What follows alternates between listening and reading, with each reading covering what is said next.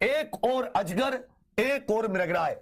मृगराय का अर्थ होता है शेर, और अजगर आप जानते, अजगर माने सांप। आपके एक तरफ सांप आ जाए, आप यहां पर हैं, एक तरफ आपके अजगर आ जाए और अजगर करा, एक तरफ इधर शेर आ जाए, शेर करो तो आप क्या करोगे? आपके मन में डर लगेगा ना? आपके मन में डर लगेगा नहीं लगेगा? मुझे बताओ। अरे तुम में से ऐसा कौन सा कह रहा सर मुझे देख के शेर और सांप दोनों डर जाएंगे? हो सकता है कई दिन ना नहाया हो, अलग चीजें, वो तुझसे डरेंगे नहीं, वो तुझसे दूर जाएंगे, बोले इसको खाएंगे इतनी बदबू आदमी मर जाएगा। तो सुनो, मन में भय उत्पन्न होगा। याद रखना साथी, रौद्र रस में क्या होता है? क्रोध। वीर रस में क्या होता है? कुछ कर गुजरने के भाव, उत्साह। करुण रस में होता है शोक, किसी चीज को हमेशा के लिए खो देना, हानि। यहां पर भय है, भयानक रस है।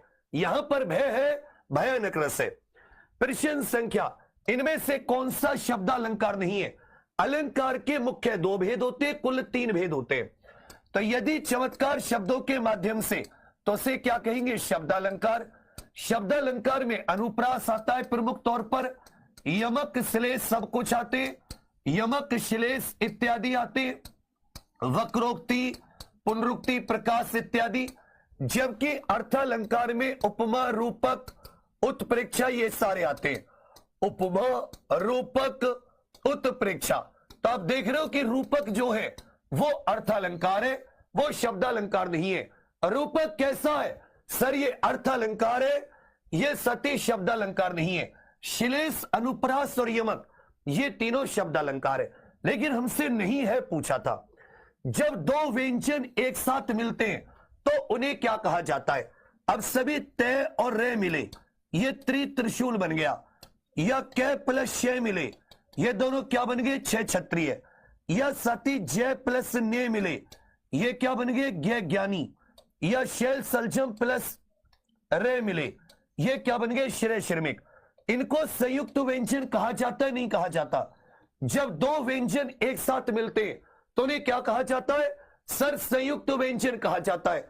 2 व्यंजन एक साथ संयुक्त व्यंजन कहा जाता है। दूसरे का उत्तर भी, तीसरे का उत्तर डी आपका बिल्कुल सही है। अगम और आगम शब्द युग्म का अर्थ बताइए।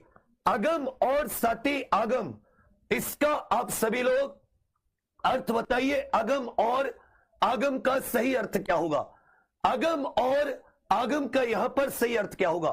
और मूक का एक अनेकार्थी, ये दोनों क्वेश्चन बच्चे ऐसे थे जिन पर डाउट है, और ऐसे क्वेश्चन थे जो मतलब आंसर की में भी गलत आए, बाद में इनको कुछ में बदला, कुछ में नहीं बदला। वो कुछ ऐसे क्वेश्चन 10-12 जिनमें रायता फैला था। यह जो अगम जहां जाया ना जा सके, यह इसको दुर्लभ, और इसको क्या माना है? आगम को, इसको उत्पत्ति के तौर पर यहां पर माना है। जबकि मूक का इन्होंने शांत, गूंगा, चुप, यह सती विवश, यह इसका नेकार्थी इन्होंने नहीं माना है। इसका नेकार्थी इन्होंने नहीं माना। चौथे का सी, 5वीं का भी। प्रश्न संख्या साथी 6 पर आ जाते हैं। निजवाचक सर्वनाम का प्रयोग इनमें से किस वाक्य में हुआ है? किस वाक्य में निजवाचक सर्वनाम? एक बार सभी छोटे भाई बहनों से निवेदन है, यह हिंदी की यूपी कांस्टेबल की पहली उद्घाटन क्लास है। वेट नहीं कर रहे, मेहनत आज से शुरू, अभी से शुरू। अब सभी साथी भी एक बार अपने व्हाट्सएप स्टेटस पर शेयर करके लगा देना। एक बार सभी अपने व्हाट्सएप स्टेटस पर शेयर कि आज से नए लक्ष्य के लिए मेहनत शुरू हो गई है।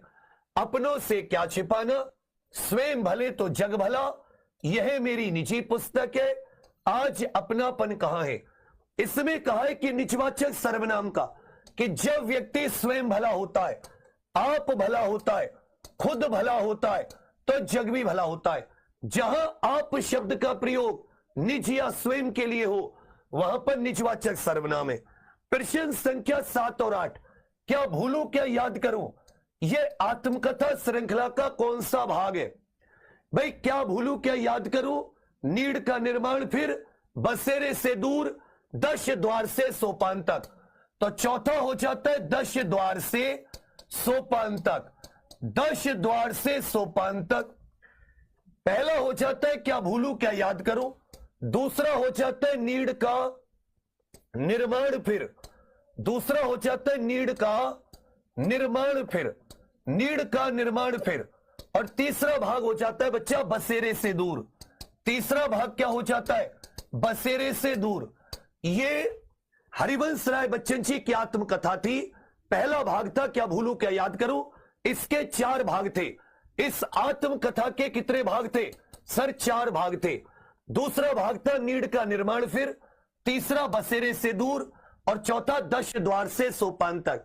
हिंदी भाषा के लिए साहित्य अकादमी पुरस्कार के प्रथम विजेता सन 1955 में मिला था। इन्हें एक भारतीय आत्मा भी कहा जाता है। इन्हें क्या कहा जाता है, एक भारतीय आत्मा। माखनलाल चतुर्वेदी जी को हिम तरंगिणी के लिए, इनकी किस रचना के लिए, हिम तरंगिणी के लिए पुरस्कार मिला था।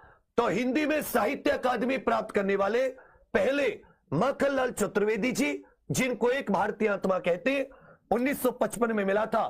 किस किताब के लिए, हिम तरंगिणी के लिए। किस किताब के लिए, हिम तरंगिणी। वयोवृद्ध का संधि विच्छेद बताइए।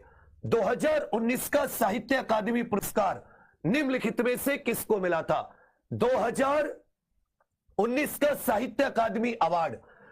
शब्द आ जाता है, जैसे मनोहर शब्द आ जाता है, जैसे मनोहर शब्द आ जाता है, वैसे एक शब्द होता है वया, एक शब्द होता है वृद्ध। यहां विसर्ग के स्थान पर क्या हो जाता है, ओ से ओखली। तो यह के ऊपर ओ से ओखली की मात्रा हो जाती है वयोवृद्ध।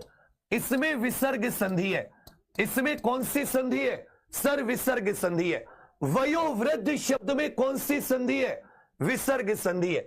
2019 का यह सती नंद किशोर आचार्य छीलते हुए अपनों को, कुछ इस प्रकार की इनकी रचना थी।